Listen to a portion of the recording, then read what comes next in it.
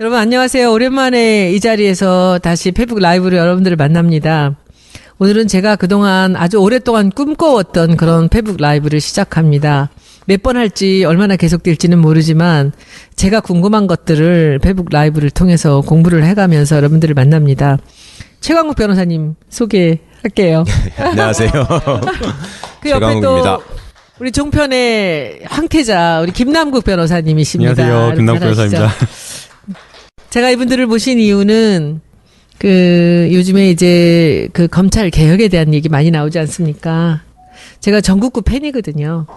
정봉주 전 의원의 전국구 팬인데 제가 전국구 팬이 된 이유는 최강욱 변호사님 때문이에요. 말씀을요. 항상 검찰 얘기 나올 때마다 너무 속 시원하게 얘기도 잘해주셨고 그리고 또 뭐 포터블 포탈 그 말 같이 정말 상식이라든지 이 여러 이 방면에서 굉장히 속 시원하게 얘기를 잘해주셔서 제가 그게 재밌어서 전국구를 하나도 빼놓지 않고 다 봤습니다. 그래서 언젠가 이 검찰에 대해서 한번 최강욱 변호사님하고 얘기를 좀 해보고 싶다라는 생각을 해서 한번 말씀을 드리고 제가 언젠가 페북에 쓴 적이 있었을 겁니다. 최강욱 변호사님 모시고 검찰도 알아야 바꾼다. 이런 얘기들을 한 적이 있었는데 오늘이 바로 그날입니다.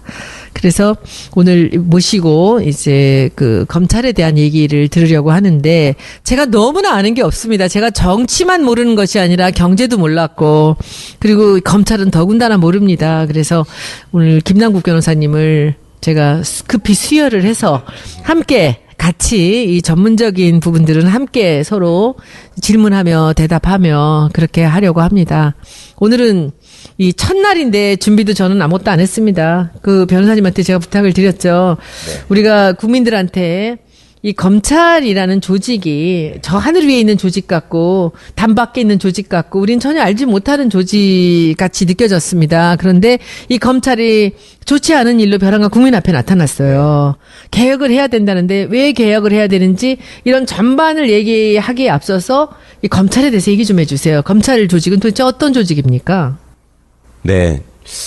사실은 이거 시작하면서 제가 진짜 여러 가지로 어깨가 무거운데요. 마음도 무겁고. 왜냐하면 공 선생님께서 하시는 걸 제가 하나도 안 빼놓고 다 봤거든요. 근데 뭔가 공 선생님처럼 말씀을 똑부러지게 천천히 해야 된다는 생각도 들고 공 선생님이야말로 정말 실무나 이론을 다 겸비하신 분인데 저는 그런 정도의 수준은 안 돼서 들으시는 분들이 좀 너무 실망하지 않을까 걱정은 하는데 검찰이 오늘날 이렇게 부각되고 국민적인 관심사가 되게 한데 우병우 공이 제일 크죠, 뭐. 아, 그렇구나. 네. 우병우가 보여주는 모습으로 지금 어떻게 보면 검찰이 가지고 있는 모든 문제들이 집약돼 있다고 할 수 있고, 근데 우병우 같은 검사가 박근혜 시대에 갑자기 태어난 새로운 유형의 어떤 검사 내지는 검찰 출신의 인사가 아니라는 게 이제 우리나라의 비극이죠. 그러니까 이제 역사적으로 따져보면 원조들을 거슬러 올라갈 수 있는데 제가 이제 이번에 무슨 권력과 검찰이라는 책을 하나 내면서 그런 얘기를 했습니다. 이제 검찰이 지금 괴물이 되고 말았는데 원조를 따져서 올라가 보면 신직수라는 분이 있고요. 맞아요. 신직수. 기억나요. 유신 시절에 진짜 유명했던 사람입니다. 신직수, 그다음에 김기춘, 그다음에 박철원, 우병우 이렇게 이어지는 일종의 이제 계보가 있습니다. 계보. 악명이네. 네. 신직수라는 사람은 소위 출세의 관점에서 보자면은 30대 검찰총장을 하고 그다음에 법무부 장관을 거쳐서 중앙정보부 장까지 한 사람이고요. 신직수가 키운 사람이 김기춘이고. 아, 그래요? 네. 김기춘이 젊은 나이에 발탁돼서 그렇게 승승장구할 수 있었던 거는 신직수가 없었으면 불가능한 일입니다. 그다음에 이제 박철원이라는 인물은 5060의 소위 황태자라고 등장을 해가지고 일세를 풍미했던 사람이고 죽을 뻔했던 김기춘을 또 살려준 사람이기도 하고요. 박철원 씨가. 그다음에 우병우 같은 사람은 이제 박철원이 맹활약을 하던 시절에 대학 시절을 보내면서 나도 얼른 자라서 박철원 같은 사람이 될 거야. 이런 꿈을 길러서 결국은 박철원보다 더 심한 사람이 되고만 그런 불행. 근데 잠깐. 제가 보기에 검찰이란 조직이 좀 층층시야로 계보라든지 이 기라든지 이런 게 굉장히 중요한 그런 조직 아닙니까? 그렇죠. 네. 그런데 어떻게 그렇게 젊은 사람들이 발탁이 되고 그런 사람들이 그렇게 바로 이렇게 승승장구하고 그러죠? 그러니까 어떻게 그게 이제 따져보면 체라는 게 있나요? 그렇게 올라가서? 아니요, 그게 아니라 이승만 정부 정권 때만 해도요 검찰이 이렇게 세지 않았어요. 이승만 정권 때는 경찰이 훨씬 셌습니다. 그래가지고 그렇지. 예, 이승만 정권 때는 경찰서 형사과장이 검사가 마음에 안 든다고 저걸 암살하라고 지시할 정도로 경찰이 셌었거든요. 예, 그런데 이제 그 박정희가 쿠데타를 하고 나서 이 사람이 무력으로 사실은 중앙정보부와 군을 통해서 어떤 압박을 할 수 있지만 그런 독재 정권일수록 치장이 필요하잖아요. 치장이. 그거는 합법성을 가장하는 것. 그러니까 정통성이 없는 정권일수록 합법성을 가장하고 싶어 하니까 그 상황에서 대한 법률가가 필요했던 것이고 그다음에 이제 차례적으로 우리나라에서는 과거급제에 대한 환상이 있기 때문에 일제시대 때부터 고등문관시험 뭐 이래가지고 고시 합격자 이러면 사람들이 대단한 사람으로 일단 쳐주는 그게 있었습니다. 그러니까 박정희 입장에서는 군인이 무슨 짓을 했다 이런 거에 대해서 이제 우리나라 사람들이 옛날부터 좀 문관을 무관보다 우대하는 이런 생각이 있잖아요. 근데 자기가 이제 정통성도 없이 쿠데타로 정권을 잡다 보니 자기 입장에서는 소위 문관 중에서 사람들한테 제일 인정받는 출세했다고 인정받는 센 놈을 내 밑에 두면 자기가 가장 높은 자리에 쓰는 거잖아요. 그런 차원에서 사람을 찾다 보니 신직수라는 분이 그 박정희 씨가 사단장을 할 때 자기 법무참모였어요. 그 사람을 데려다가 그대로 검찰총장도 시키고. 눈에 들어오는 말 잘 듣는 사람이 있었구나. 그렇습니다. 똑똑하고. 네. 근데 그때는 쿠데타 이후에는 30대 사람들이 막 다 이거저거 할 때잖아요. 김종필 씨도 그때 30몇 살밖에 안 됐고. 그러니까 네. 자기들 나이대에 맞춰서 한 거구나. 그 그렇습니다. 사람을 예, 발탁을 한 거죠. 그러니까 신직수라는 사람도 30몇 살 때 검찰총장을 하는 게 당시에는 별로 어색하지 않았던 거예요. 그런데 이제 그게 그 정도에서 끝나지 않고 박정희 정권이 뭐 20년 가까이 유지되다 보니까 이 사람들도 그 시간만큼 쭉 해먹은 거죠. 쭉쭉쭉 승진한 거고요. 그러면 이제 그 밑에서 그걸 바라보던 사람들은 이제 첫 번째 목표가 소위 말하는 소년등과 그러니까 일찍 붙어야 된다. 그다음에 두 번째가 무슨 눈에 들어야지. 이거 다관왕, 응? 무슨 나는 여러 가지 사시도 하고 행시도 하고 뭐 외시도 했다 뭐 이런 거 있잖아요. 예. 그런 걸 또 대단한 걸로 그런 게 느끼고. 인정을 받았나요? 그렇었죠. 다관왕이? 옛날에는 그런 거 하나만 딱 내세우면 국회의원 무조건 됐잖아요. 한 서너 번씩. 그거 내세우는 분들 진짜 많았습니다. 최근에는 고승덕 씨가 있지만 과거에도 무슨 뭐 수석 합격이다, 최연소 합격이다 이런 거보다 고시 삼관왕 이런 걸 훨씬 쳐줬어요. 그러니까 이제 그런 것들이 먹히던 시대다 보니까 그 시절에는 시험을 일찍 합격하고 가능하면 일찍 합격해서 왜 마부라는 영화 있잖아요, 의원님. 마부. 김승호 씨가 알아요, 출연했던 알아요. 마부. 그 명작 영화의 끝장면이 뭐예요? 그 큰아들이 고시 합격해가지고 서로 뿌듯하게 이렇게 딱 가면서 끝나잖아요. 그게 그 시대의 정서잖아요. 사람들의 말하자면 희망의 사다리. 근데 출세로 가는 꽃길. 그 변호사님 방금 출세에 대한 꽃길 말씀하셨는데 궁금한 게 도대체 이제 그냥 일반 사람들이 봤을 때는 검사만 돼도 어마어마한 자리에 간 거잖아요. 근데 뭐 시대가 바뀐다고 하더라도 그 사람들이 도대체 왜 그렇게 승진에 목매는 것인지 사실 뭐 승진하려고 뭐 결탁하고 정치하고 그러는 거 아닌가요? 그 도대체 왜 검사들이 그 안에 들어가면 그렇게 승진에 목매는 건지 저 같은 경우는 공직에 있어 본 적이 없어서 맞아요. 그 이해를 할 수 없어요. 예. 그렇죠. 그런 것도 이제 그러니까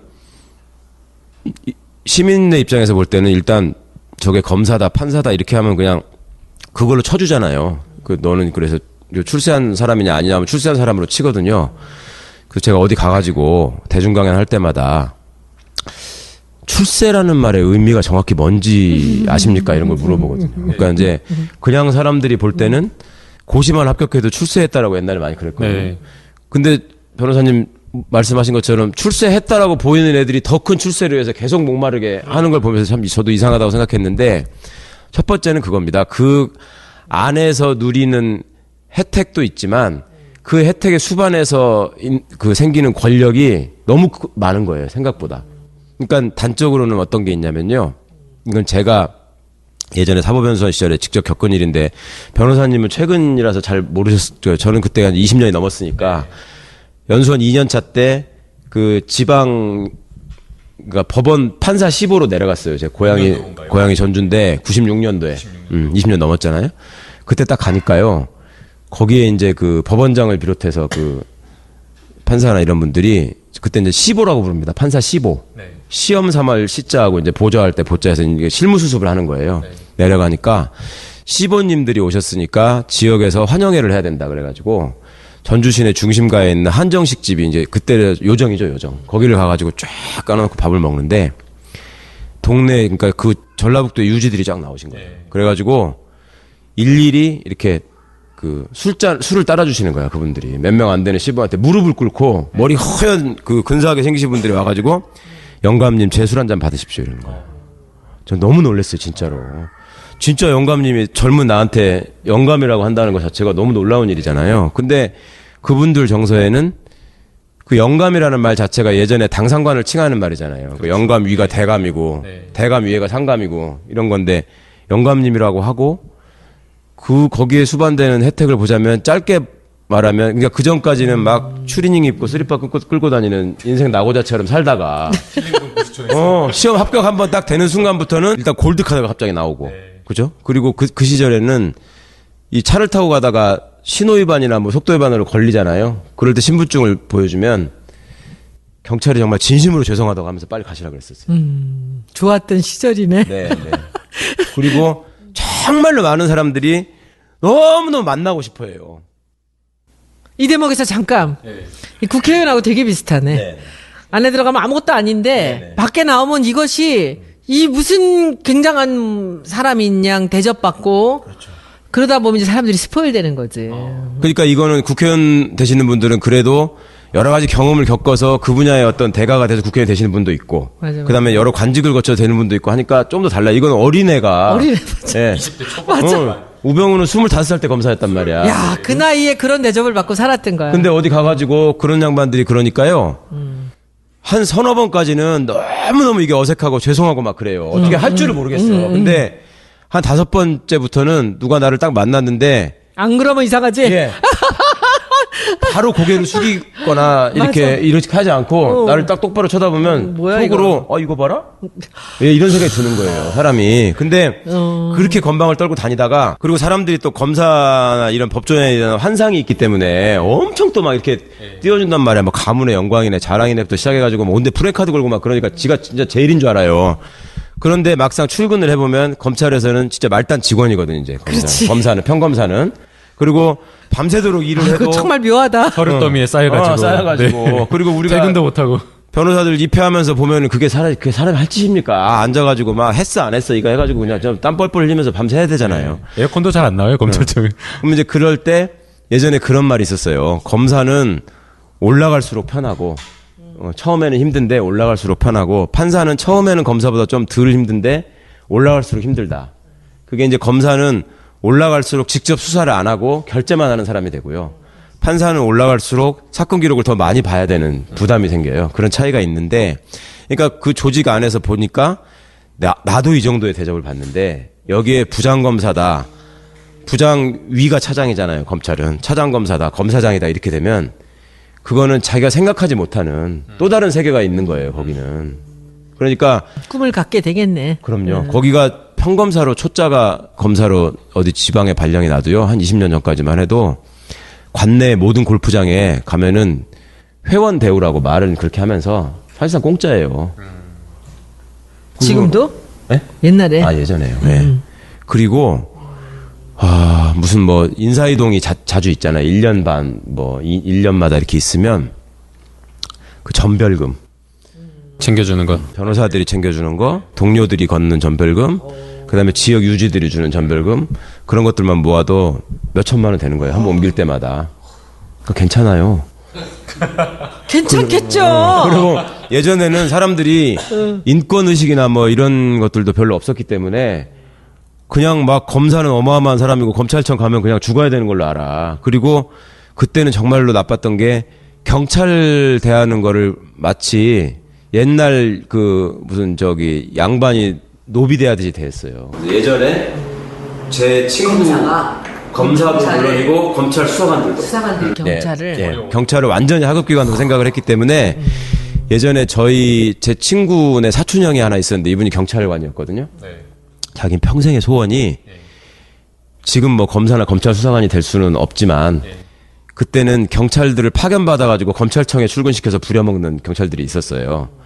나는 그 검찰 파견 경찰이 되는 게 소원이다 이렇게 말하는 사람이 있었어요. 왜 그러냐 그러니까 경찰이 사건을 송치하러 이렇게 들고 오면 거기 검찰 수사관들이 이렇게 보다가 검사가 보는 것다 이렇게 보다가 야 이거를 수사라고 해왔냐고 이걸 막 머리통을 때리고 쌍욕을 해서 쫓아내고 막 같은 이래요. 경찰끼리인데 아니 검찰 수사관이. 검찰 수사관이. 네. 그런데 검찰청에 파견 나와 있는 경찰한테는 그렇게 안 할 거 아니에요.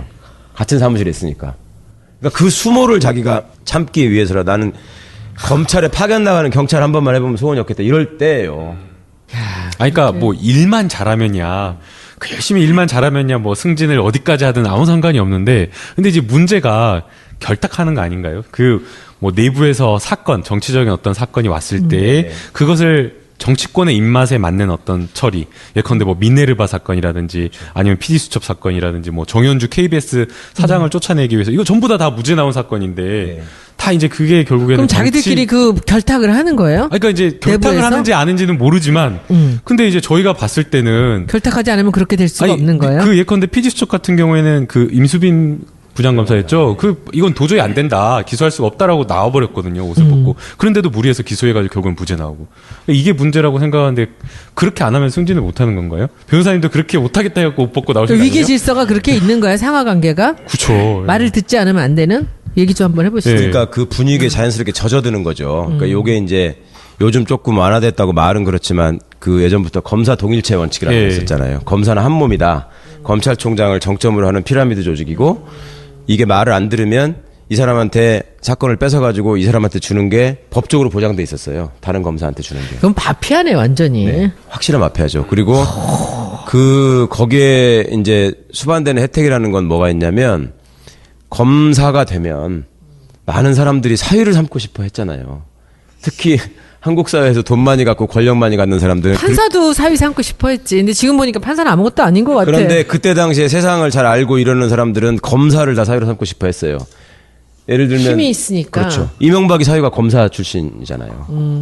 그러니까 그 아는 사람들은 판사는 사실은 별게 아니라는 그러니까 왜냐하면 직접 나한테 위해를 갈 수가 없거든요. 판사가 판사는. 되기 더 어려운 거 아니었어요, 사실은? 뭐 그런 셈이긴 한데 네, 나중에 봐서는 아닌 거예요. 이게 돈을 보호하고 권력을 보호하기 위해서 판사는 거쳐야 될 단계가 너무 많은 건데 검사는 직접 그걸 다 할 수 있으니까. 아, 오늘 아주 굉장히 많은 것이 명확하게 드러나네. 그러니까 네. 이제 검사가 훨씬 그런 게 있는데 평검사일 때도 그런데 이제 부장이 되고 검사장이 되고 막 이러면 예전에는 그 지금은 그냥 검찰청에 있는 검사들이 누군지를 모르지만 예전에는 그 1호 검사, 2호 검사 이런 식으로 불렀거든요. 몇 명 검사가 안 되니까. 네. 그러면 그 검사들이 딱 나가면은 네. 정말로 뭐 경찰들 뭐 굽신거리는 건 뭐 일도 아니고 예전에 그래가지고 무슨 운동권 출신이 사법시험 붙어가지고 저기 술 먹고 파출소 들어가가지고 파출소에서 행패 부리다가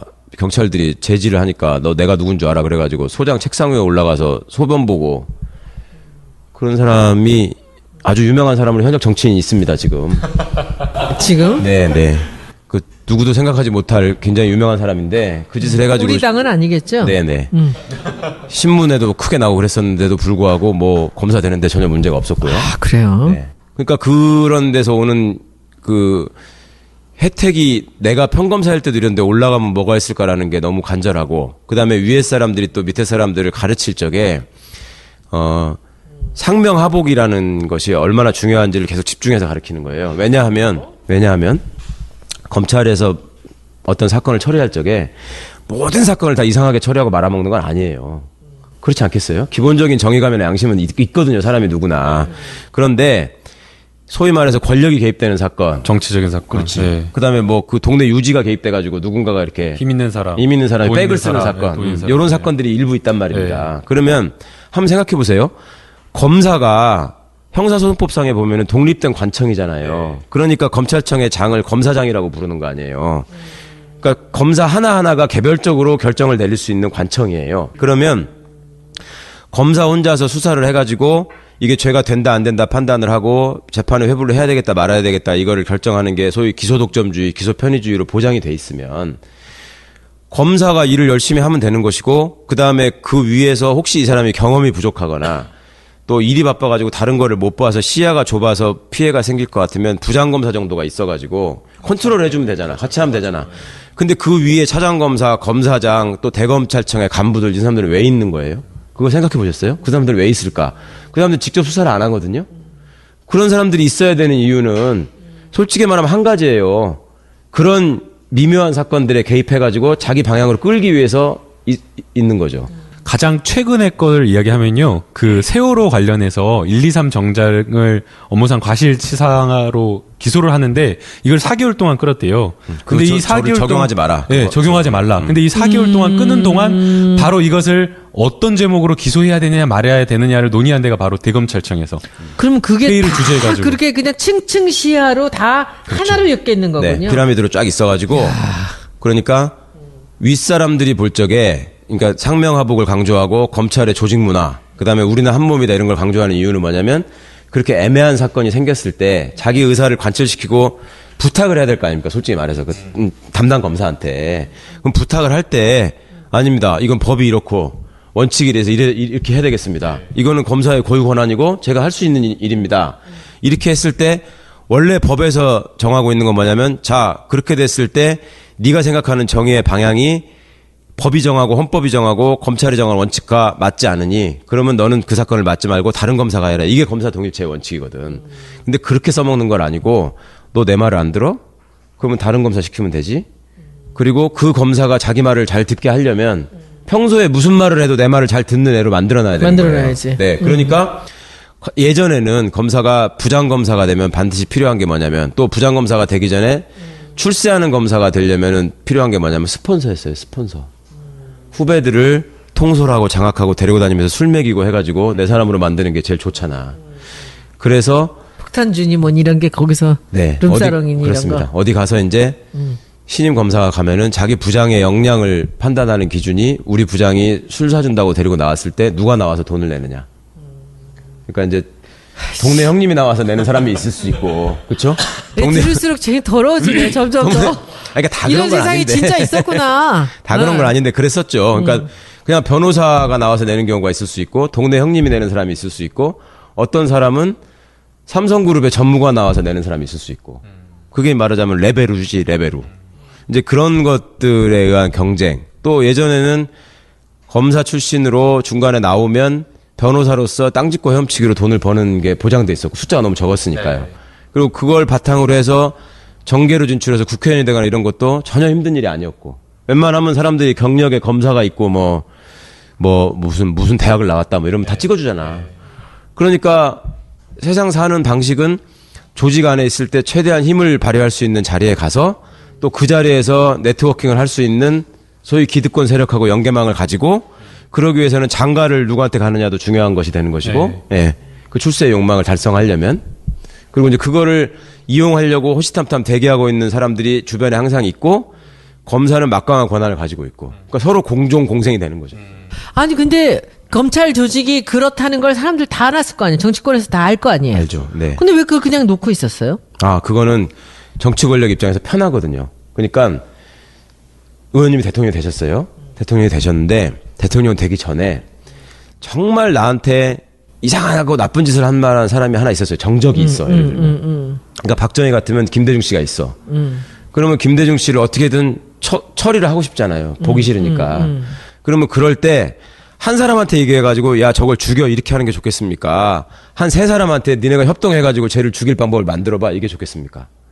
한 사람한테 하는 게 좋잖아요. 그러니까 한 놈한테 몰아놓고 힘을 야 네가 해결해. 그러면은 제일 좋은 거예요. 그러니까 이게 유명한 말씀이 있는데 예전에 김영삼 대통령이 소위 문민정부를 표방하면서 대통령이 돼가지고요. 검찰 총장한테 뭐라고 했냐면 야 내가 장관 20명하고 검찰총장을 안 바꾼다. 내가 대통령 해보니까 검찰총장이 어떤 건지 내가 알았다. 이 얘기를 했어요.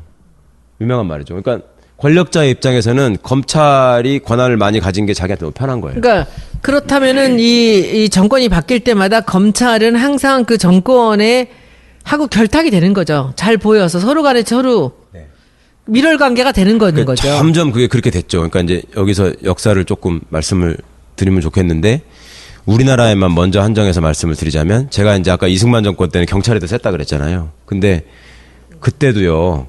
지금 이제 이 기소독점주의, 기소편의주의, 검사 동일체의 원칙, 그다음에 수사지휘권 뭐 이런 것 때문에 검찰이 세고 경찰이 하급기관처럼 돼 있다 말씀드렸잖아요.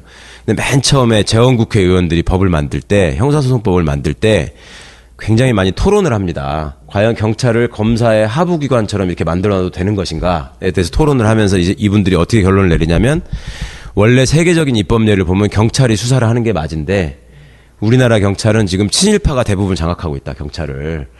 그리고 숫자가 너무 많다. 예. 그리고 힘이 세다. 근데 얘들한테 막강한 권한을 주면 정말로 우리나라는 큰일 난다. 그러니까 차라리 숫자도 적고 그래도 공부 한 자라도 더한 시험을 통과한 검사들한테 그 권한을 줘서 얘들을 법적으로 통제하게 하자. 맨 처음에는 그런 생각으로 검사한테 그 권한을 몰아준 거였어요. 처음에는. 근데 그때는 그렇게 해도 별 문제가 없었던 게 경찰 자체가 조직력이 강하고 워낙 셌기 때문에 검사가 그 권한을 가지고 경찰을 이래라 저래라 할 수가 없었어요. 경찰이 더 세니까. 그런데 이게 이제 4.19 혁명이 있었잖아요.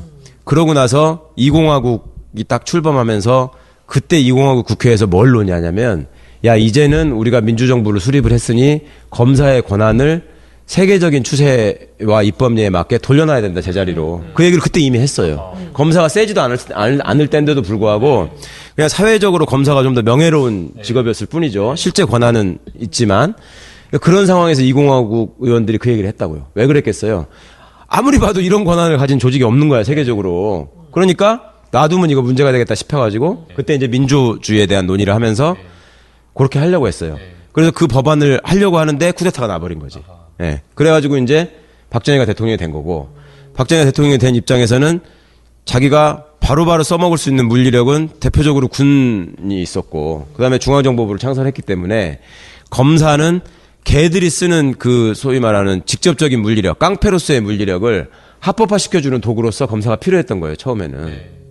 그러니까 검사들을 이렇게 해가지고 이제 썼었는데, 이게 이제 점점 망가져가는 게 뭐냐면 아이러니하게도 이게 전두환이 때문에 이렇게 된 거예요.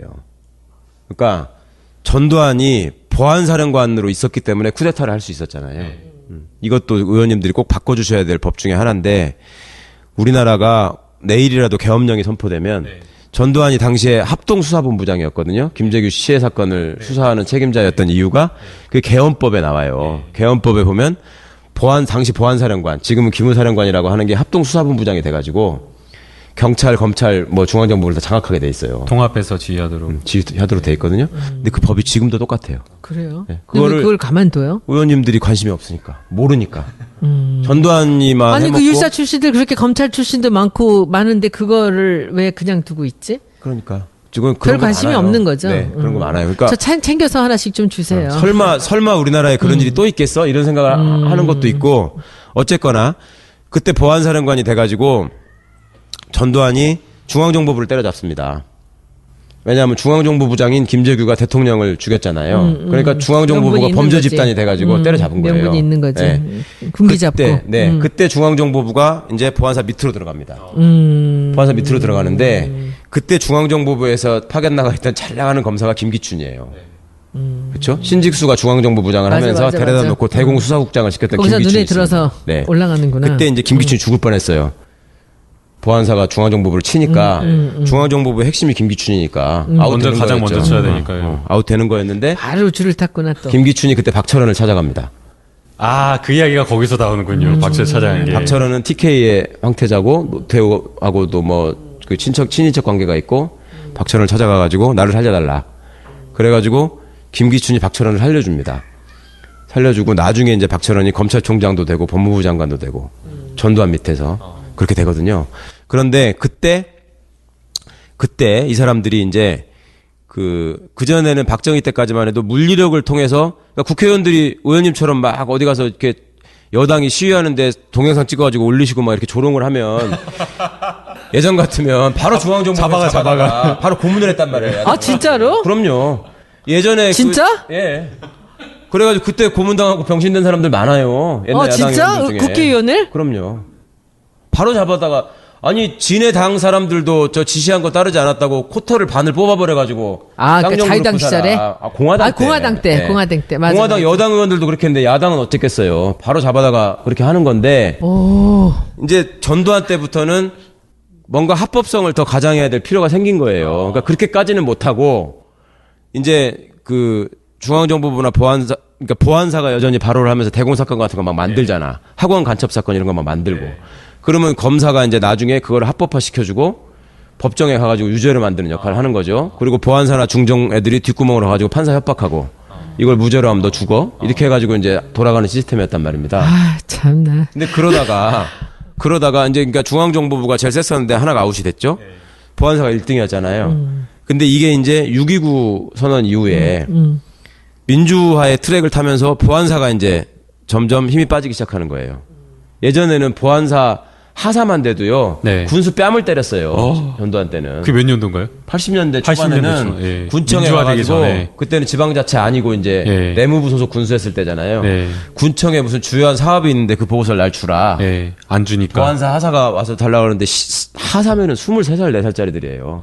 그때 군수면은 지방 중앙에서 내려가 서기관이기 때문에 나이가 50 가까이 된 사람이라고요. 그걸 바로 따귀를 때렸다니까 이 곤방진 새끼가 어디서 내가 지금 이거 달라는데 그런 시절이었는데 그 뒤에 이제 이게 너무 이제 노태우 시절을 가면서 소위 민주화 트랙을 타면서 법치주의라는 걸 얘들이 내세우는 거야. 박근혜가 이명박에 아주 그냥 얘기하는 법치주의. 투명하게 보이네. 왜 검찰이 떠오르는지. 그러니까 얘들이 얘기하는 법치주의가 왜 나오는 거냐면 자 이제는 물리력으로 이렇게 하는 게 아니고 민주화가 된 사회에서 어떻게 군인들이 와서 사람을 잡아가느냐 이렇게 얘기를 하니까 자 그럼 법으로 하마. 검사가 잡아가는데. 그렇죠. 아. 그러니까 악법을 만들어가지고 네. 법을 지켜라.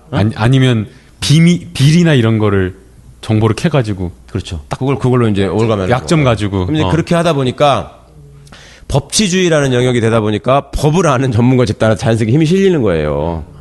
그 전에 힘으로 할 때는 보안사가 세냐 중앙정보부가 세냐 이랬지만 이제 법치주의라는 거 어쨌거나 겉으로 표방을 하니까 그 법의 틀에 제일 잘 맞춰주는 사람이 대통령 입장에서 제일 이쁘고 제일 써먹기가 좋은 사람이 편한 되는 거지. 거예요. 그렇죠. 제일 좋아지는 거예요. 거기만 장악하면은 다 되니까. 네. 그래서 그때 무슨 일이 벌어지냐면 박철원이 전두환 이제 노태우한테 건의를 해가지고요. 지금 검사가 초임 검사로 발령이 나는 순간 3급 대우를 받는다 그러거든요. 3급 공무원 대우를. 3급이 중앙정보부의 국장이잖아요. 그렇게 된 게 박철원 때문에 그렇게 된 겁니다. 박철원이 검사는 우리 정권을 지탱하는 두 기둥 중에 하나입니다. 하나는 군대고 하나는 검사다. 그래서 그때 육법당이라는 말이 나오거든요. 육사하고 서울법대가 연합을 해서 정권을 유지한다. 그래서 박근혜 시절이 오니까 그 육법당이 부활합니다. 가만히 보시면 박근혜 시절에 장관이 되고 뭘 하는 사람들 보면 지네 아버지가 육사 출신이거나 아니면 법조인이거나 유신 시절을 살았던 사람들. 그러니까 김기춘 같은 사람들은 그런 사람들이고요.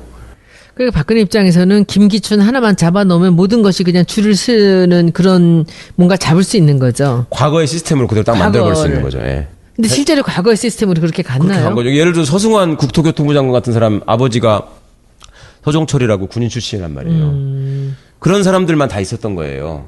그렇게 그러니까 육법당이라는 게 되게 중요한 키워드입니다. 그러니까 그 시절에 그때 한 게 뭐냐면은 군인의 그 의전 서열을 높이고 검사의 서열을 높입니다. 그러니까 검사가 높아지니까 판사도 따라서 올라갑니다. 이 서열이. 그래가지고 이거를 막 3급 대우를 한다 이렇게 돼버린 거야. 그리고 군인도요. 잘 모르시는데 경찰 총경하고 총경이면 경찰서장이잖아요. 되게 폼 잡고 다니잖아. 경찰서장은. 경찰서 총경이 직급으로 따지면 군인 소령하고 똑같아요. 그때 이걸 올려놔가지고. 지금도 그 상태 그대로예요? 그렇죠. 그러니까 그거는 봉급으로 이렇게 비교를 해보시면 되거든요. 국회의원 장관급이라 그러잖아요. 국회의원 장관급인 이유는 현실적으로 보면 장관 봉급하고 국회의원 봉급이 비슷해요. 국회의원 봉급이 조금 적은데 그걸로 따지는 거거든요. 그러니까 그때 그렇게 이제 올려놓고 박철원이라는 사람은 진짜로 정권의 핵심이었거든요. 황태자였단 말이에요. 그러니까 검찰이 정말 대단할 때예요. 근데 그때만 해도 에피소드가 있는데 초반에 전두환이 정권을 처음 잡았을 때만 해도요. 검사들이 자기 인사청탁을 초창기에 80년대 초반을 하면은 그 국방부로 가면은 법무관들 중에 제일 높은 사람이 법무관리관이라는 자리가 있었어요. 그게 이제 투스타가 하는 건데 그 사람을 찾아가가지고 인사청탁을 했어 검사들이. 그 사람이 누구였냐면 전두환이가 사단장 할 때 법무참모했던 사람이야. 아하. 그러니까 옛날 신직수를 떠올리면서 그렇게 했던 거예요. 그런데 전두환 때도 박정희 시스템이 어느 정도 유지되다가 그렇게 노골적으로는 못하다가 노태우 이후에부터는 이제 법치주의라는 걸 통해서 합법성을 가장하게 되니까 검찰이 완벽한 힘을 갖게 되는 거예요. 그러니까 이제 넘버원이 되는 거예요. 그때부터. 그리고 이제 그 뒤로는 노태우 입장에서 정권을 유지해야 되기 때문에 검찰하고 당연히 협력을 했어야 되죠. 박철원을 통해서. 그 다음에 김영삼 대통령이 됐지 않습니까? 김영삼 대통령은 자기가 모토로 내세운 게 뭐냐면 오공청산이었어요. 오공청산.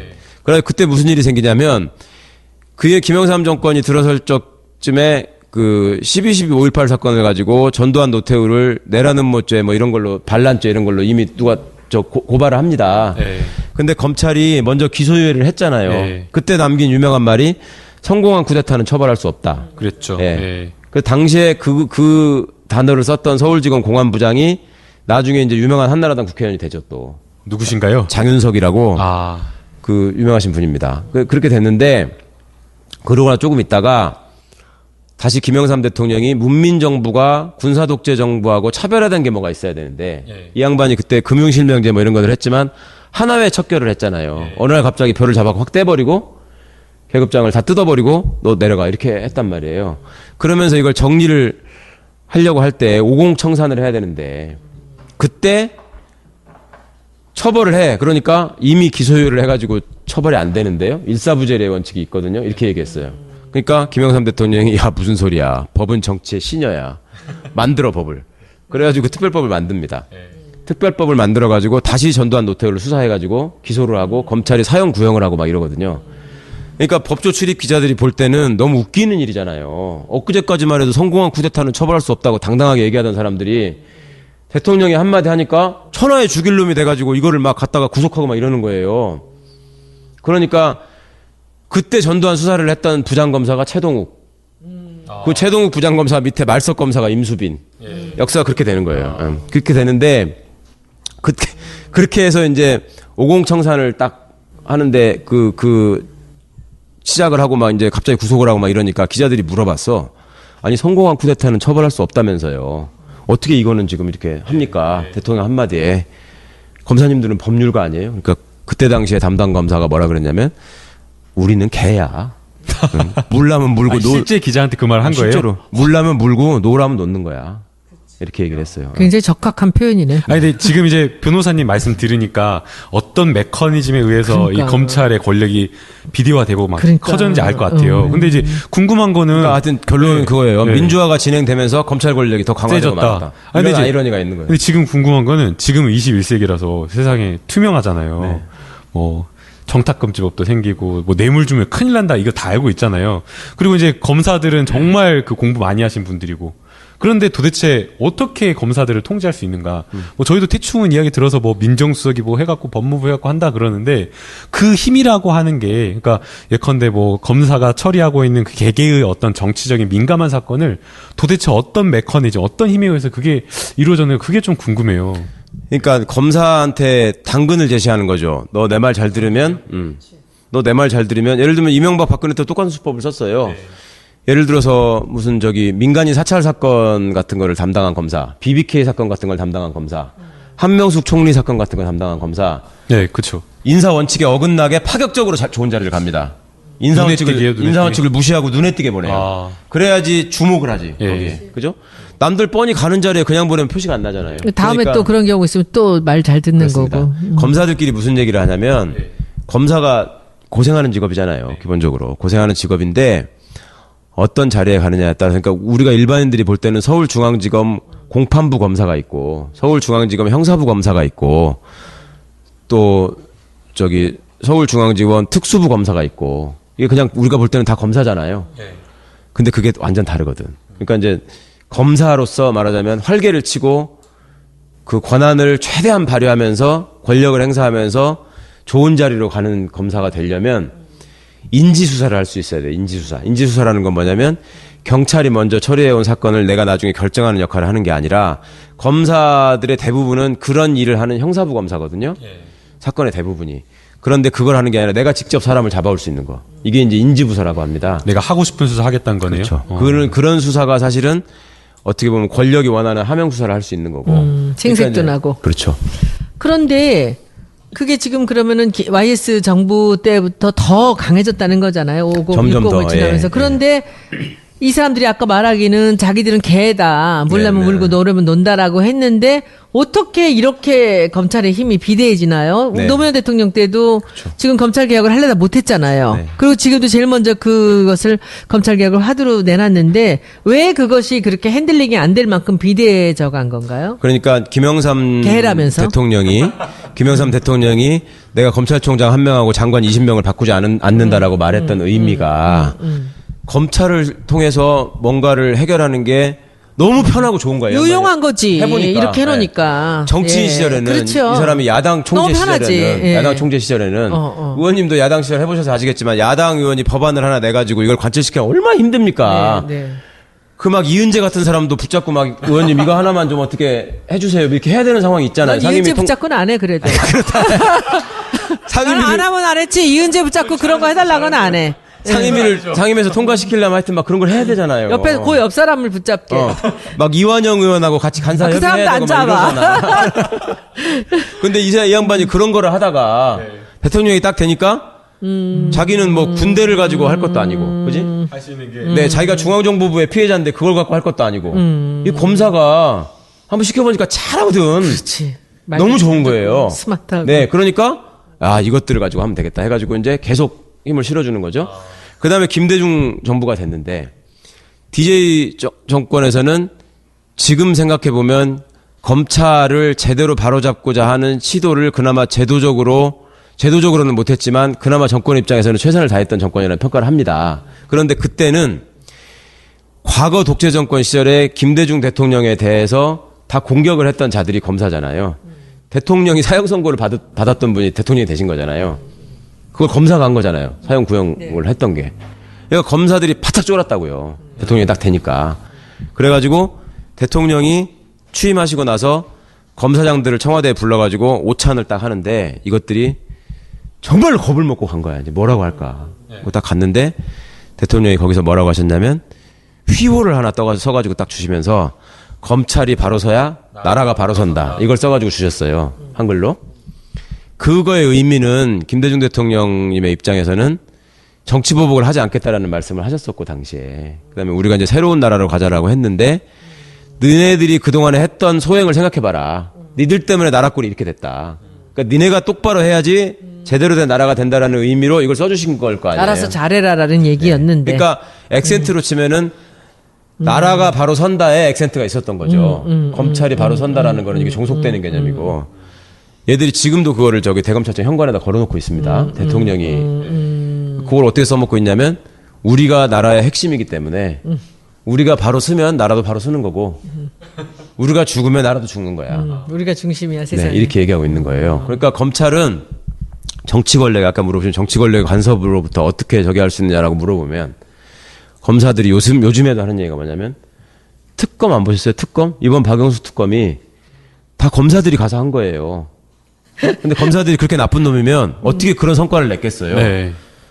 보세요, 여러분. 이유는 한 가지예요. 박영수 특검과 검찰의 차이는 박영수 특검은 대통령이 간섭을 하지 못하고 특검이 독자성을 가지고 움직였잖아요. 그렇게 하니까 그런 성과를 내잖아요.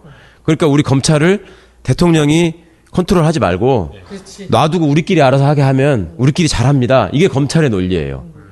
근데 그렇게 해놓으면 진짜 이건 천둥벌거숭이가 되는 거예요. 정말 검찰 파쇼가 되는 겁니다. 예. 네. 제도를 고치지 않고 그렇게 해놓으면 정말 위험한 얘기인데 국민들이 그냥 들으시기에는 그럴싸해요.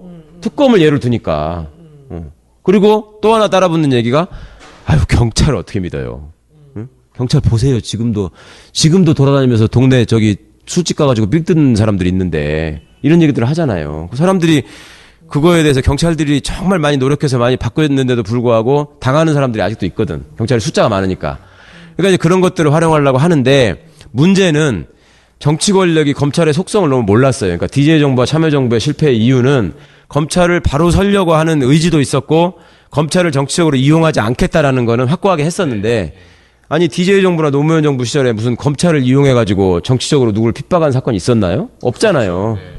오히려 검찰한테 당했지. 온로비 사건 이런 게 뭔데. DJ 정부 시절에 검찰총장 부인이 어디 가가지고 뇌물로 옷을 받았다더라 뭐 이런 거잖아. 법무부 장관이면 법무부 장관 부인이. 김태정. 그러니까 오히려 법무부 장관을 공격하는 사건이었다고요. 노무현 정부 때 대섬자금 수사. 이걸로 안희정 지사가 구속됐던 거 아닙니까 그때. 그러니까 그런 것들을 했는데 우리는 이제 당하기만 하고 살다 보니까 권력을 잡아서 검찰한테 책임감을 부여해 주는 대신에 그렇게 간섭하고 이렇게 하고 하지 않고 놔두면 그래도 배운 놈들이고 똑똑한 놈들이니까 말씀처럼 공부도 많이 하고 했으니 알아서 잘하겠지. 자존심이 있는데. 근데 그러기엔 너무 늦어버렸죠. 그러기에는 권력의 단맛을 너무 많이 안 거야. 검찰은. 조직 자체가 스포일 됐다 이거죠. 그렇죠. 이미 스포일 돼버린 거죠. 그런데 그러면 지금 노무현 대통령도 못 하셨잖아요. 검찰 개혁에 대한 생각은 있으셨지만. 근데 이번에 이 문재인 정부가 굉장히 운이 좋다라는 이런 얘기들을 많이 하는데 우병우, 김기춘 같은 경우들도 사실은 우리가 검찰 개혁을 하기에 굉장히 좋은 빌미를 제공한 거라고 볼 수 있겠네요. 진짜 큰일 했죠. 그쵸? 네, 훌륭한 사람들이에요. 근데 하여튼 김기춘이라는 분이 그렇게 검찰의 어떤 그런 권한이나 그런 세력 같은 것들을 이 정권하고 가장 결탁을 잘해서 많은 혜택을 본 사람이라고 볼 수 있겠네요. 그럼요. 그러니까 김기춘 씨가 잘하는 게 뭐냐면 국면 전환입니다. 국면 전환. 그동안에 김기춘 씨가 박근혜 씨 입장에서 김기춘 씨를 평생의 은인으로 생각한다는 거잖아요. 왜냐하면 자기 어머니를 암살한 문세광이라는 사람한테 자백을 받은 검사가 김기춘이다. 요거 기억 때문에.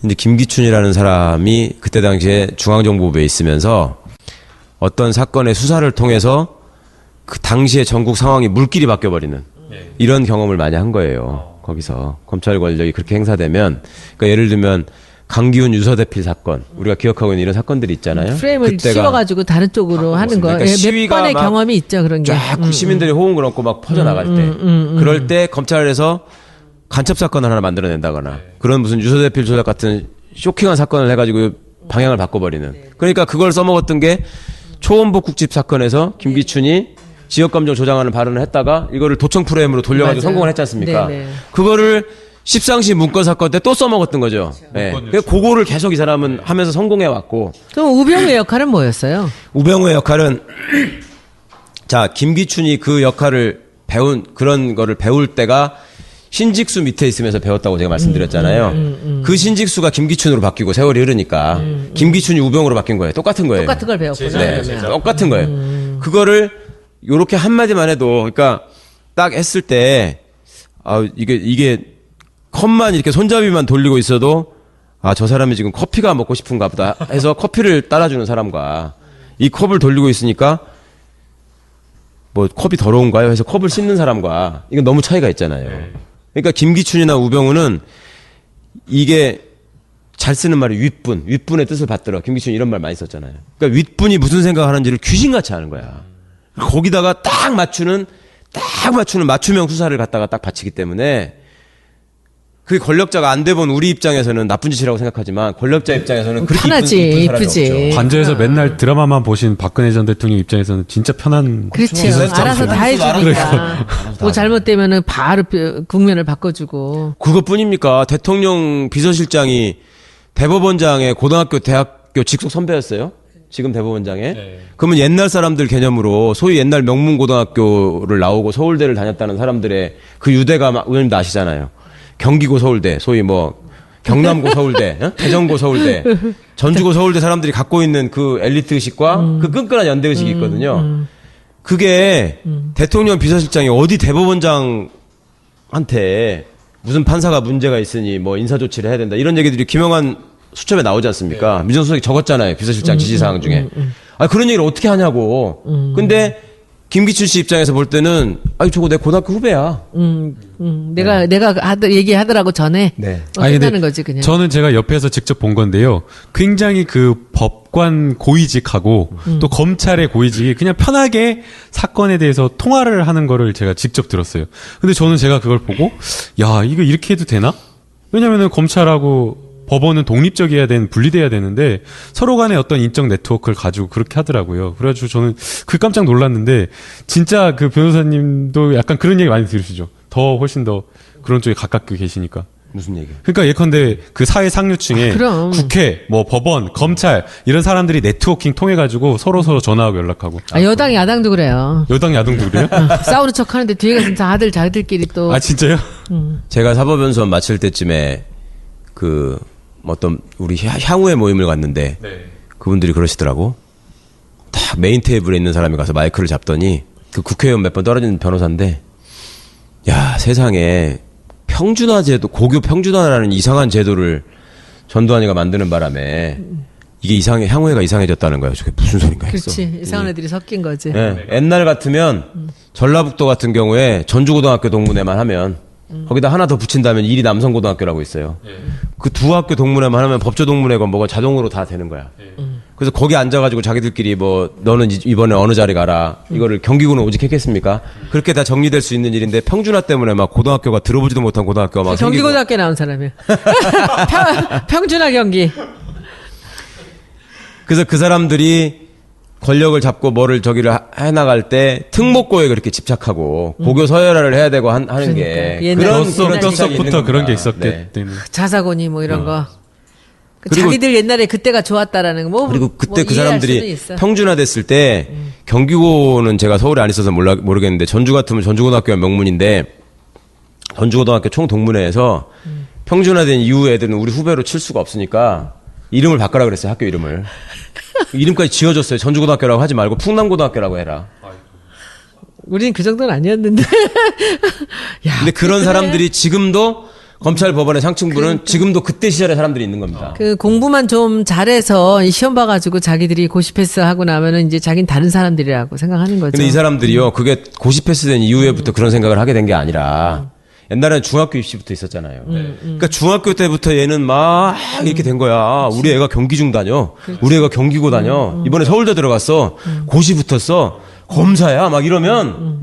특별한 사람이 된 것처럼 그럼 느끼겠네요. 그거를 중학교 들어갈 때 몇 살입니까? 13살, 14살. 공부만 잘하면 다 용서가 됐었거든. 그럼요. 그때는 좋은 학교 다니면 대접받고. 결론은 그럼 검찰개혁이 아니라 교육개혁으로 가야 되니까. 그러니까 적폐라는 말을 쓰는 거죠. 그러니까 한 군데 고친다고 되는 게 아니라. 그런데 이번에 문재인 대통령이 이 검찰 개혁할 수 있을까요? 저는 하실 수 있을 거라고 봅니다. 왜냐하면 과거 민주정부에 실패하고 이번에 다른 점은 의원님께서는 운이 좋다고 표현하셨지만 어쨌거나 이 사람들의 잘못이 계속 쌓여 있다 보니까요. 때가 된 거지. 운이 좋다는 건 그 때를 딱 그렇죠. 우리가 딱 여기서 칠 수 있는 네. 그 명분을 만들었다는 어떤 역사적인 건데. 물결이 이제 딱 모인 네. 것 같아요. 그것이 우리 국민들을 돕느라고 하늘이 김기춘을 비서실장으로 만들었고 그렇죠. 하늘이 우병우를 민정수석으로 만들었다고 생각합니다. 하늘이 박근혜를 대통령으로 만들었기 때문에 우리가 그나마 박정희 신화에서 이제 벗어날 수 있는 계기가 된 것처럼 그러면 지금 그럼 이 문재인 대통령이 문재인 정부가 이 검찰 개혁을 할 수 있다고 말씀하시는데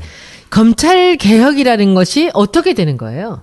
그거 이 시간에 다 하나요, 의원님? 아니 그 간단하게 간단하게. 어떻게 되는 이 것이 시간에 검찰 핵심적인 개혁인가? 주제만 말씀드리자면 거기까지만 하면 네. 오늘은 끝날 것 같아요. 네. 검찰 개혁의 첫 번째 과제 검찰에 집중되어 있는 권력을 나눠야 된다. 어디랑? 그러니까 수사권을 뺏어서 내지는 수사권을 쪼개서 경찰한테 주고 네. 경찰도 쪼개고 네. 그다음에 그러니까 검찰의 지나친 권력을 나누는 쪽으로 네. 법과 제도가 만들어져야 되고요. 이제 법률 사항부터 말씀을 드릴게요. 법과 제도가 만들어져야 되고요. 그래서 우리가 관심을 가져야 될 거는 지금부터는 국회 법사위입니다. 국회 법사위. 그러니까 노무현 정부 때는 그런 제도를 만들어내는 토론을 무지하게 했거든요. 근데 그때 토론만 하느라고 아무것도 잘 이뤄놓은 게 없어가지고 다행스럽게 지금은 토론할 필요가 없게 돼 있어요.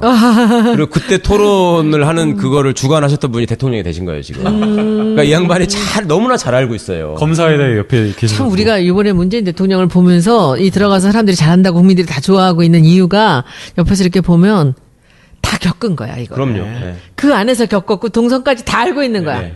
그게 얼마나 다행이에요. 그러니까 이번에 또 될 수 있다라고 보는 게 과거 정부도 보면 다 사법개혁 하려고 했는데 안 됐던 게 정권의 약점이 있었어요. 김대중 정부 때도 사법개혁 예, 한다 그랬는데 그때 뭐 업로비 사건 터져가지고 뭐 법무부 장관 날라오고 총장 날라오고 그랬죠. 노무현 정부도 한다 그랬는데 그때 비자금 사건 대선 비자금 수사 때문에 사실은 검찰 개혁하기가 쉽지가 않은 그런 것들이 그때 있었는데 그 노무현 정부의 네. 대선 자금 수사 때 국민검사라는 말이 처음 생깁니다. 안대희 당시 대검 중수부장이 지금 박영수 특검처럼 국민들이 막 꽃다발을 보내고 개혁한다고 그러니까 하기가 어려운 그렇죠. 거죠. 근데 그러니까 밀어붙이기가 그런 문재인 대통령은 도덕적으로 흠결이 없기 때문에 약점 잡힐 게 없다고 없죠. 봐요. 예, 그래서 저는 가능할 거라고 봅니다. 자, 그러니까 일단 권한을 쪼개고 뺏는 게 중요하고요. 두 번째는 검사들이 그렇게 이상한 짓을 꺼리낌 없이 할 수 있는 이유가 뭐냐.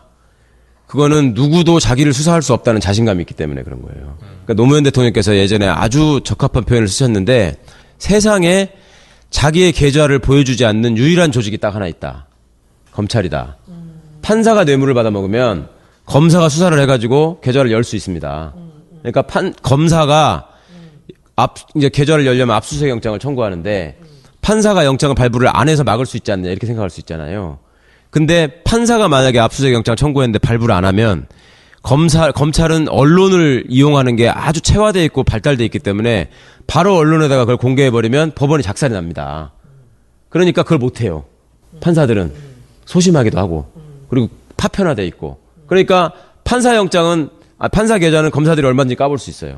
그런데 검사 계좌는 까볼 수가 없어요. 판사가 직접 영장을 발부할 수도 없고 경찰이 수사를 했다고 해봤자 검사한테 가가지고 영장을 청구해 주세요 하는데 검사가 싫어하면 그만이에요. 다른 검사가 수사를 해가지고 이거 영장 청구해야 되겠어 할 때 위에 있는 검사가 도장 안 찍어주면 그만이에요. 그러니까 노무현 대통령께서 지 계좌를 세상에 보여주지 않는 조직이 어딨냐. 그러면 그런 사람들이 뇌물을 받았을 때 어떻게 확인하냐. 그래서 공수처가 필요하다 이렇게 말씀하셨거든요. 그러니까 두 번째는 공수처입니다. 검찰이 두려워하는 조직이 있어야 된다. 그래서 나쁜 짓을 할 때 사람들이 검찰과 경찰을 늘 의식하고 사는 게 아니에요. 검찰과 경찰이 나한테 확 가깝게 다가올 때는 뭐냐면 내가 나쁜 짓을 했거나 나쁜 짓을 하고 싶거나 내 주변에서 나쁜 짓을 해가지고 거기 끌려간 사람이 있을 때 확 오거든요, 이게. 쉬운 거구나. 공수처는 검찰을 수사할 수 있는 곳이구나. 검찰이 겁먹을 수 있는 조직이 하나 지금은 있어요. 없었군요. 아니, 그런 근데 조직이. 변호사님, 제가 그 국회 지난번에 법사위 그 회의록, 속기록을 보니까 다 찬성하는데, 김진태 의원. 그러니까 당시에 이제 그 새누리당이죠. 새누리당 법사위 간사 김진태 의원이 반대하더라고요. 근데 왜 도대체 공수처를? 왜 반대하는 거예요, 거기는? 자유한국당. 예. 거기는 제가 그 말씀드렸잖아요. 이 대한민국의 구 세력의 뿌리는 군부하고 검찰에 있습니다. 왜냐하면 그게 구 세력을 지탱한 뿌리야. 육법당 제가 말씀드렸잖아요. 그러니까 이제 앞으로 추이를 보면 아시겠지만 언론개혁, 재벌개혁, 뭐 이런 것들, 종교개혁, 우리가 지금 과제들이 많잖아요. 그런 것들도 중요하지만 결국 마지막까지 저항하는 분야는 앞으로 두고 보십시오. 국방개혁하고 검찰개혁이에요. 왜냐하면 소위 말하는 적폐 세력의 뿌리가 거기 있기 때문에. 그런데 우리는 그냥 생각할 때 동등한 층위의 개혁이라고 생각하거든요. 그래서 순진하게 접근하는 면이 있어요. 야, 언론도 잘못한 게 많고 검찰도 잘못한 게 많고 군대도 잘못한 거 많잖아. 그거 다 바꿔야 될 거 아니야. 이렇게 그냥 단순하게 생각을 하는데 군과 검찰은 대한민국의 암흑시대를 이끌어온 두 축입니다. 그거를 1, 2년도 아니고 수십 년을 해먹었던 조직이에요. 그러니까 다른 정부 조직이 갖고 있던 어떤 관점과 역량하고 완전히 다른 조직입니다, 이거는. 그러니까 이거는 남다른 각오로 접근을 해야 되고, 다행히 검찰은 하늘이 김기춘과 우병우를 보내주셔가지고, 검찰이 무슨 짓을 할 수 있는가, 어디까지 망가질 수 있는가를 다 보여준 거예요, 이제. 그리고 국민들이 다 알아. 세상에 우리나라 국민들이 언제부터 민정비서관 이름을 알았냐고. 몰랐죠. 모르잖아요. 지금 민정비서관 이름을 그런 알아? 자리가 있는 줄도 몰랐습니다. 전두환 때 민정비서관 누군 줄 알아? 몰라요. 모르잖아요. 박근혜 민정비서관이 제일 유명해, 세계에서. 우병우. 그게 민정수석까지 된 거 아니에요. 그러니까 국민들 일반이 이제 검사라고 하는 거는 저렇게 하는 거구나. 그 다음에 더더욱 다행스러운 것이 이제 이거를 특검 마치고 특수본으로 보내놓으니까 하나도 제대로 수사를 안 하고 또 말아먹잖아요. 그러니까. 이런 상황이 됐는데도 불구하고. 그러고 나서 지들끼리 잘했다고 모여서 술 마시고 돈 봉투 돌리잖아요. 다 걸렸어. 종합 선물 세트가 딱 생긴 거예요, 국민들 입장에서는. 이 이상 어떻게 더 보여주냐고요. 야, 근데 그 마지막 과정들은 정말 너무하지 않았어요? 정말. 근데 저는 우병우를 안 잡으려고, 네네. 봐주려고. 너무 저는 드라마틱한 거예요, 이게. 근데 나중에도 제가 하여튼 말씀드릴 기회가 있으면 모르겠는데 군대를 보십시오, 군대. 이번에 이제 잠깐 보고를 누락했네 이런 걸로 시작했지만 아까도 제가 말씀드렸지만 지금도 계엄령이 떨어지면 기무사령관이 합수본부장이 돼가지고 검찰을 장악한다는 거 모르잖아요. 이게 더 심각하거든요, 지금. 그러니까 이 얘기는 차차 드리기로 하고 어쨌거나 공수처를 만들어야 되고 겁먹는 조직이 있어야 된다. 세 번째는 이거는 법을 통하지 않고도 할 수 있는 일이기 때문에 지금 대통령께서 잘하시는 일이 법이 필요 없이 할 수 있는 일들을 지금 차차차차 하고 계시잖아요. 세월호 기간제 교사 순직 문제도 그렇고 국정교과서 문제도 그렇고 법이 필요 없는 거였잖아요. 검찰도 있습니다. 그게 뭐냐면 이렇게 한번 여쭤볼게요. 법무부 장관은 검사예요, 아니에요? 법무부 장관 아니죠. 아니죠. 검찰총장은 검사예요, 아니에요? 검사죠. 검사죠. 아니죠. 아니에요? 검찰총장 아닌가요? 제가 설명드릴게요. 네. 그 다음에 대법원장은 판사예요, 아니에요? 판사죠. 판사라고 생각하시죠. 네. 대법관은 판사예요, 아니에요? 판사죠. 네. 네. 그러니까 요것부터 정리해 드릴게요. 법관이라는 용어가 있거든요, 헌법에. 판사는 헌법과 법률에 의하여 양심에 따라 독립하여 심판한다 이렇게 돼 있는 게 아니고요. 법관은 예요, 주어가. 법관이 세 종류가 있습니다. 법관의 종류는 대법원장, 대법관, 판사입니다. 아시겠죠? 그러니까 대법원장은 판사가 아닙니다. 대법원장은 아니어도 된다는 거죠? 아니요. 법관의 종류가 세 가지라니까요. 아, 다른 종류구나. 그러니까 법관이라는 건 종류야. 재판을 할 수 있는 사람이 법관이고요. 판결을 할 수 있는 사람이 법관이고요. 그걸 통칭해서 법관이라고 부르는 거고요. 일종의 직급이죠, 이게. 직책으로. 직책 내지 직급으로 판사하고 대법관하고 대법원장이 있는 겁니다. 그러니까 대법원장한테 판사라고 부르면 안 되는 거죠. 틀린 거죠. 아무나 그럼 대법원장을 시키면 이 사람도 판결을 내릴 수 있는 사람이 되는 거네요. 그러니까 이제 물론 법률가 법조인의 자격이 있어야 되지만, 그러니까 대법원장한테 판사라고 부르는 건 쉽게 말하면 국회의원한테 시의원이라고 구의원이라고 부르는 거 똑같은 거예요. 아, 그래요? 네, 그러니까 다른 거예요. 같은 의원이지만, 그죠? 같은 의원이지만 종류가 있듯이 다르죠. 이것도 같은 법관이지만 다른 거죠. 검찰청법에 보면 검찰청을 구성하는 사람은 검찰총장과 검사입니다. 그러니까 검찰총장은 검사가 아닌 거예요. 네. 그러니까 이번에 그 돈봉투 얘기가 나오고 할 적에 또 이제 저기 뭡니까 그 세월호 사건 말아먹는 이런 게 나왔을 때 검찰국장이 뭐 대검 형사부장한테 전화하고 기획수정부장한테 전화하고 뭐 이런 얘기가 나왔을 때 불법이라고 했잖아요, 우리가. 그게 검찰청법에 보면은 법무부 장관이 검찰총장만을 지휘할 수 있다. 구체적 사건에 대해서는 그렇게 돼 있거든요, 법이. 그러니까 법무부 장관이 쉽게 말해서 지가 봐주고 싶은 사람이 있을 때, 야, 그 최강욱이는 좀 봐줘. 이 얘기는 검찰총장한테만 할 수 있는 거예요. 구체적으로. 왜냐하면 그렇게 하지 않으면 정치 권력이 검찰권을 가지고 농락을 하기 때문에 제도는 그렇게 만들어 놓은 거예요. 근데 얘들이 알아서 기느라고 내지는 알아서 결탁하느라고 이게 한꺼번에 돌아가 버리니까 문제가 된 거죠. 그러니까 검찰총장하고 검사 두 종류가 있기 때문에 검찰총장은 검사가 아닌 거죠. 아닌 거고 법무부 장관은 당연히 검사가 아닙니다. 그러니까 법무부 장관은 검찰총장이나 검사는 반드시 법조인을 시켜야 돼요. 그럼 법에 그렇게 돼 있어요. 법무부 장관은 법조인을 안 시켜도 됩니다. 그러니까 의원님도 법무부 장관 하시는데 아무 문제가 없는 거예요. 이건 정무직이고 그냥 시키면 되는 거예요. 국방부 장관은 군인인가요, 아닌가요? 아니어도 되죠. 그러면 군인이 국방부 장관 할 수 있나요? 할 수 있겠죠. 그러니까 사람들이 다 이렇게 생각한다고요. 국방부 장관은 군인이 하면 절대 안 돼. 이거 헌법에 나오는 거예요. 그래요? 네. 군인이 국방부 장관을 겸직하는 나라가 민주주의의 최고 후진국이라고 생각하시면 돼요. 군을 통제해야 문민 통제가 필요하다라고. 그러니까 군 출신이 와서 국방부 군 장관을 출신은 하는 거죠. 했기 때문에 현역 군인이 아니란 얘기죠. 그러니까 네. 예. 미국 같은 경우에는 현역 군인이 국방부 장관이 되려면 옷 벗고 10년이 넘어야지 될 수 있고요.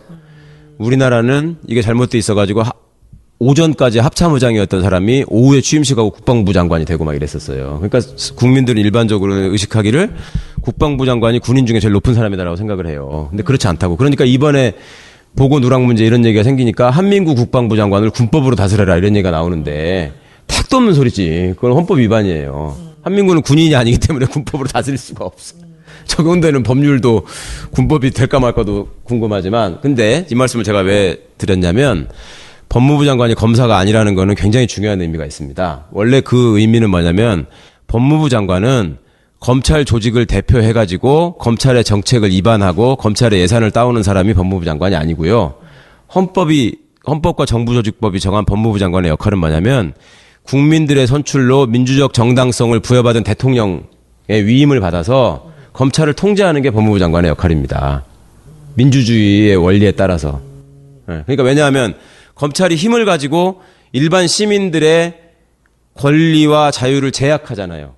검사가 수사를 시작하거나 검사가 영장을 청구하거나 하면은 잡아 가둘 수 있잖아요, 사람을. 자, 그런 권한을 너네가 어디로부터 그게 부여받은 거냐? 이걸 따져보면 국민들이 뽑은 국회의원들이 만들어준 법의 범위 내에서 그 권한을 행사해야 되는 거잖아요. 그게 민주주의 국가거든요. 그게 아니고 왕의 지시에 따라서 하는 거는 이거는 민주주의 국가가 아닌 왕정 국가가 되는 거고요. 네, 원리가 그렇게 되는 거거든요. 그런데 그러면 행정부 소속의 검사를 누가 지휘하느냐의 문제가 남는 것이죠. 그거는 대통령이 하는 것이고 대통령이 왜 그러면 자기 밑에 있는 조직을 지휘해가지고 자기를 뽑아준 국민들한테 해코지를 할 수 있는 거냐. 이거는 왜냐하면 국민들이 이 사람을 선출해서 민주적 정당성을 부여했기 때문에 대통령은 그 정당성을 가지고 나쁜 짓 하는 사람을 처벌할 수 있는 권한을 받은 거예요. 주권자로부터. 그러면 그 주권자로부터 받은 대통령의 권한을 위임받아서 행사하는 게 법무부 장관이라고. 그러니까 법무부 장관의 제1 역할은 검찰을 통제하는 것입니다. 근데 아까 우리 처음에 저 말씀드렸지만 그 우리가 사법, 입법, 행정부가 있잖아요. 그러면은 법무부 장관은 사법이에요, 입법이에요. 네, 그러니까 당연히 장관이라는 이름이 붙어 있으니까 행정부 소속이죠. 법무부 장관도 행정이고, 그렇죠. 그러면 검찰도 행정이고, 그렇죠. 그러니까 그리고 법원은 사법이고. 그렇죠. 그러니까 행정부, 입법부, 사법부가 있을 때, 그러니까 사법개혁이라는 말에 당연히 검찰개혁이 포함되는지에 대해서도 이제 다시 다음 시간에 우리가 말씀드려야 항상 그렇게 되는데. 생각을 했었는데 아니네, 그게. 네. 그러니까 검찰 개혁과 사법 개혁은 우리는 따로 사법, 있는 네, 거네. 사법 얘기하면 법원, 검찰 항상 같이 생각해요. 네, 같이 왜냐하면 있어요. 어느 동네든지 가면 검찰청하고 법원이 같이 있거든요. 법이 관련됐기 때문에 우리는 다 사법이라고 네. 생각을 그러니까 한 다 그럴 거지. 걸로 알잖아요. 검찰청하고 법원은 항상 같은 데 있어요. 네. 옆에 네. 같이 있다고요. 우리나라만 그래요. 세계적으로. 코어를 해야 되는 거니까 그런 거 아니, 아닌가? 과거에- 세계적으로 우리나라만 그래요. 과거에 이제 사법개혁을 논의를 하면 행정부의 사법개혁 추진위원회를 두거나 아니면은 대법원 산하의 사법개혁 추진위원회를 둬가지고 법원하고 검찰 출신들이 가장 많이 참여를 했었거든요. 네. 그러다 보니까 이제 사실은 법조인이 법조인, 그러니까 검찰들이 검찰을 수술해야 되고 판사들이 판사를 수술해야 되는 그런 문제가 있었는데. 그거는 이제 예. 우리 좀 더 길어지니까 다음번에 다시 네. 얘기를 하도록 하고. 그러니까 요 얘기 지금 예. 세 번째 얘기 마무리 못하고 네네네네. 이렇게 예, 세 번째 왔는데. 거. 네네네. 자, 법무부 장관이 검찰을 네네. 통제하고 통솔해야 된다고 말씀을 네. 드렸습니다. 그런데 우리는 법무부 장관은 거의 100% 다 검사 출신이 하는 걸로 알고 있고, 그러니까 사람들이 법무부 장관이 검사인 줄 아는 사람도 많아요. 국방부 장관이 당연히 군인이 하는 걸로 알고 있는 것처럼. 그런데 이게 특징이 뭐냐면요. 이거 이제 세 번째 주제는 뭐냐면 법무부의 탈검찰화 내지는 법무부의 문민화라고 표현을 하는데요. 법무부가 그 과가 64개가 있는데 그 64개 과의 과장 중에 딱 절반인 32명이 검사입니다. 법무부에. 네. 법무부에 국이 10개가 있는데 10개 국에 9개가 검사입니다. 검사입니다. 근데 정부조직법을 보면은 행정각부로 법무부가 있고 법무부 산하기관이 외청으로 검찰청이 있는 거예요. 이건 뭐냐면 행정안전부가 있고 밑에 경찰청이 있고요. 그렇죠? 행안부에. 네네. 있고 법무부에. 기획재정부가 있고 그 밑에 국세청이 있죠. 자, 우리가 청자가 딸린 권력기관으로 경찰청, 검찰청, 국세청을 대표적으로 듭니다. 그렇죠?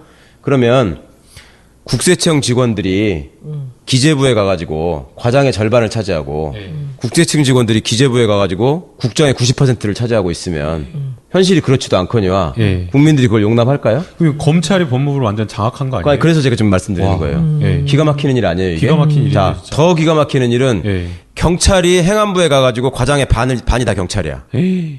예. 그렇지 않잖아요. 근데. 그러니까 경찰이 상상도 못할 경찰이 일이죠. 행안부에 네. 가가지고 90%가 다 경찰이야. 행안부 국장이. 상상도 못할 상상도 못할 일이잖아요. 일이죠. 예. 근데 법무부는 왜 그래? 왜 그래요? 똑같잖아요. 법적으로 따지면 행정각부의 외청으로 그 산하기관으로 청들이 있는데 예. 청의 직원들이 가가지고 여기를 장악하고 있어. 완전히. 예. 왜 그래요, 근데? 그게 그러니까 검찰이 괴물이 된 겁니다. 아. 그동안에 통제를 그럼 못하게 된 거네요. 그러니까 한통속이라는 거지, 다. 그러니까 한통속으로 만드는 게 권력 입장에서 편했고, 그다음에 과거에 법률가 숫자가 부족했기 때문에 이게 법률 전문가들이 법무부에 있어야 된다라는 명분으로 검사들이 법무부를 가가지고 법무부를 다 구성을 해버린 겁니다. 그런데 정말로 기가 막히는 건 또 뭐냐면 국세청 직원이 가서 기재부 가서 저걸 다 먹었다고 그러면 사람들이 이상하게 생각하는데 검사가 하는 건 너무 당연하다고 생각하는 것도 기가 막히지만 예. 국세청 직원이나 기재부 직원이나 똑같이 일반직 행정 공무원들이에요. 예. 그렇죠? 예. 그런데 검찰청에는 법무부에는 법무부가 하는 일은요. 법무실이라 그래가지고 정부 입법안을 다 검토하는 부서가 있고요. 그다음에 검찰국이라 그래가지고 이번에 문제가 된 검찰의 인사와 예산, 수사 같은 걸 통제하는 검찰국이 있고 출입국 관리 본부가 있습니다. 그 우리가 공항 통과할 때마다 도장 찍어주시는 분들 법무부 소속이란 말이에요. 그다음에 교정본부, 교도소를 관리하는 이거는 다 전문 분야잖아요. 여기도 다 검사들이 한단 말이에요. 검사가 도대체 출입국 공항에 대해서 뭘 알아서 교도소를 지가 가봤어요? 왜 그걸 다 장악하고 있냐고. 교정본부는 다행히 지금은 아니에요. 교정본부자 하나 빼고 전부 검사거든. 그러면 이게 요 분야마다 행정고시로 전문직 공무원들 다 뽑아요. 법무행정. 출입국관리직도 네. 있고 법무행정직도 법무행정도 있고 있고. 교정직도 있고 예. 다 별도로 있어요. 그걸 행시로 다 뽑아놓고서 이 사람들은 전부 다 검사의 부하들이야. 예? 행시 합격한 사람이 어디 가가지고 너 지금부터 너는 행안부 소속의 공무원이니까 너는 경찰 부하해. 이렇게 하면 그 사람들이 그걸 용납할까요? 말이 안 된다고 생각하잖아요, 국민들이. 근데 법무부는 그래. 그렇게 돼 있단 말이에요. 사법고시 패스한 검사들이 행정고시 보고 온 사람들 위에 있다는 얘기죠. 전부 위에 다. 있을 뿐만 아니라 행정고시 붙은 사람들이 되게 마지막으로 어디까지 갈 수 있다고 생각해 우리가 일반적으로 장관. 하잖아요. 법무 쪽으로 행정고시 붙은 사람은 죽었다 깨어나도 장관을 못하는 것일 뿐만 아니라 국장도 못해요. 국장이 다 과장인 검사인데 아까 제가 말씀드렸잖아요. 90%가 검사인데 이렇게 새로운 사실들을 속속 다 알게 되네. 온 국민이 다 알았으면 좋겠는데. 세상에 행정고시 합격해가지고 나름 동네에 플랜카드 걸리고 여기도 나름 학벌로 시골이라 전부 다 계속 동네 플래카드가 계속 나와. 그것은 요즘에는 안 걸어요. 요새 서울은 안 걸어. 시골이라 전주라 어디 굴리지 않는다고 생각하는 친구들이 끝까지 올라가면 과장이야. 그러니까. 이런 게 어딨냐고 세상에. 그런데 몰라요? 당연한 줄 알겠지. 그래서 그렇게. 법무부 탈검찰화가 필요하다. 중요합니다. 그래야지 검찰 개혁안이 나왔을 때 법무부가 앞장서서 반대하는 일이 없습니다. 지금까지는 어떻게 해왔냐면 아까 제가 법무부 법무실에서 정부 입법안을 다 검토한다 그랬잖아요. 그러니까 백날 사개위 만들고 사개추위 만들어서 대법원과 행정부에서 아무리 좋은 법안을 만들어도 그걸 마지막에 컨트롤하는 데가 법무부야 또. 법무부에서 검사들이 하는 거예요. 그러니까 또 따기 빼고 기름 빼고 다 고쳐버려. 지네한테 불리한 거. 그다음에 거기서도 못 고치는 게 있으면 대통령 눈치 보여서 못 고치는 게 있으면 다음 보루는 국회 법사위. 법사위 의원님 해보셔서 아시지만 다른 소관 상임위에서 올라온 것도 지네가 딱 막고서 못 가게 막잖아요. 맞아요. 그런 마치 역할 하잖아요. 자기들이 무슨 바이블이야. 근데 자기들이 상원이라고 맞아요. 하잖아요. 이거는 아예 법사위 소관 법안이에요. 근데 법사위 구성원들의 면면을 보십시오. 검사 출신들이 많아요. 아닌 사람들도 있긴 아닌 사람도 있지만 자유한국당의 그 검사 출신들 보십시오. 김진태 검사 출신이잖아요. 김재원 검사 출신이고요. 지금 구성원들도 보면 홍준표 검사 출신. 딱 두 사람만 이야기해도 안 될 것 같다는 생각이 딱 듭니다. 다 검사 출신들이 예전 여당 소속으로 가가지고 법사위에 다 들어가서 장악을 하고 있습니다. 그러니까 거기서 또 법안을 발기발기 또 망가뜨리는 거예요. 그러니까 이게 법적으로 개선을 하기가 너무 어려운 거예요. 그러니까 국민 여러분께서는 지금부터 법무부 장관이 새로 임명되면 법무부 장관이 법무부에서 검사들을 몇 명이나 쫓아내는지 봐야 돼. 이걸 확인하시고 최대한 많이 쫓아낼 수 있도록 응원을 해주셔야 됩니다. 최대한 많이 쫓아내야 됩니다. 그리고 법사위에 있는 그 구태 정치인들도 이제 네. 국회의장 안 되게 네. 만들어야 돼. 그다음에 이제 내쫓아야 되고. 아까 말씀드린 이름은 저희가 말 안 했습니다. 수사권 조정의 문제하고 공수처 문제는 법안이라 그랬잖아요. 3개. 그게 법안으로 나갔을 때 국회 법사위가 무슨 짓을 하는지 감시하셔야 됩니다. 오늘 첫날 너무 많은 공부를 해서 여러분들이 이렇게 어려운 공부 귀에 쏙쏙 들어오셨는지 모르겠습니다. 저는 제가 잘 모르는 분야라 아주 굉장히 재밌게 들었었는데 이제 1시간 약간 넘었습니다. 저도 너무 재밌게 들었는데 재밌죠? 다음 시간에는 노트 가져와야 될 것 같아요. 노트 가져와서 메모해야 될 것 같아요. 노트에 영상에 나오는데. 그런가요? 네. 근데 정말 이렇게 어려운 얘기들 이렇게 기나긴 이 적폐의 얘기를 이렇게 짧게 쉽게 말씀해 주신 이 최강 변호사님께 너무 감사드리고 다음번에는 우리 뭐 해주실 거예요? 공수처 하나요? 댓글로 여러분들께서 질문 사항이나 주제 네네. 남겨주시면 저희가 반영하겠습니다. 깨알 같은 저 친절. 그러니까 친절남. 제가 시작하는 것만 시작하는 부분만 다음 회가 혹시 궁금하시라고 드라마처럼 말씀드릴게요. 오. 그 검사하고 판사 중에 뭐가 먼저 생겼을까요? 이걸 한번 생각해 보시고 다음 방송을 기다려 주시면.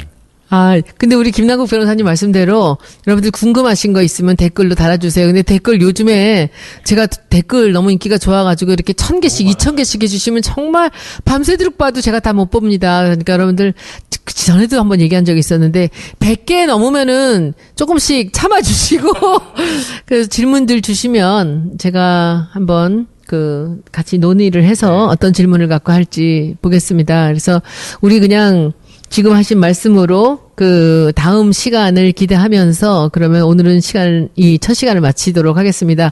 너무 많이 걱정했거든요. 제가 모르는 분야를 어떻게 끌고 갈까 했는데 이 최 변호사님께서 미리 준비를 다 머릿속에 국민들한테 이 검찰 개혁을 어떻게 시작해야 되는가, 검찰에 대해서 어디서부터 뚜껑을 열어야 되는가를 생각을 다 하고 오셔서 우리가 너무 감사하게 잘 들었습니다.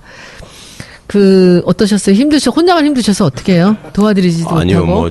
전혀 힘들지 않았고요. 저는 사실은 카메라만 보면서 얘기하는 거라서 조금 어떨까 싶었는데, 의원님께서 너무나 주의 깊게 들어주시는 배려를 해주셔서 너무 감사했습니다. 저 주진영 선생도 저한테 그랬어요. 네. 이 학습의 효과가 굉장히 있다, 빠르다.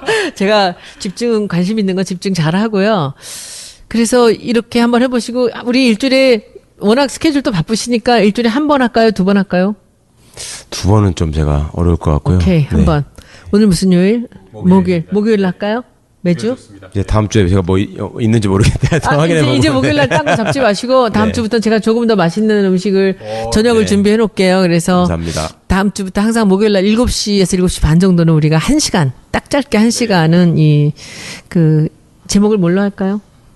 검찰 알바라고 이미 지어놓으신 거 아니죠? 아, 그랬나? 검찰 행동이라고 할까? 검찰, 왜 그래? 문자 행동 때문에 지금 그러시는 거야. 검찰 알아야 바꾼다. 그것도 좋죠. 우리가 알아야 그 검찰이 어떻게 바뀌어야 되는지 지켜볼 수 있고 또 문자 행동으로 우리가 그들을 또 감시할 수 있을 것 같습니다. 오늘 시간을 마치겠습니다. 여러분들 감사합니다. 감사합니다.